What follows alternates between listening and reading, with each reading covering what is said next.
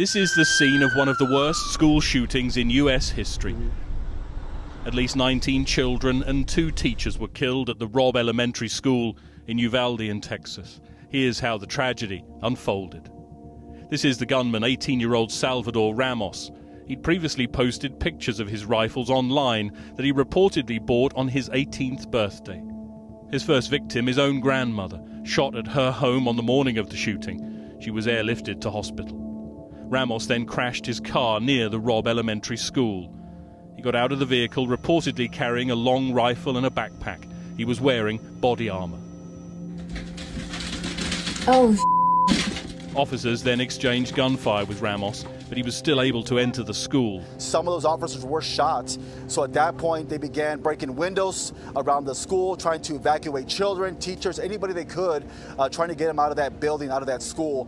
What we do know at that point, the shooter was able to make entry into a classroom, barricaded himself inside that classroom, and again just began shooting numerous children and teachers that were in that classroom, having no regard for human life, just a complete evil person.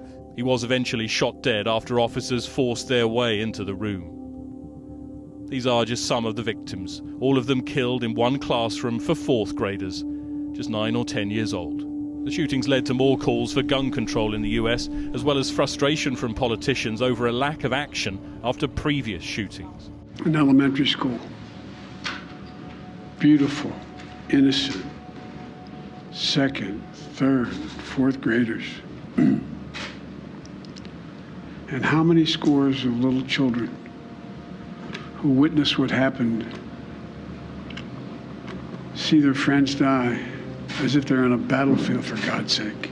When in God's name are we going to stand up to the gun lobby? For now, it is America's deadliest school massacre since Sandy Hook in 2012 and has left a nation in mourning.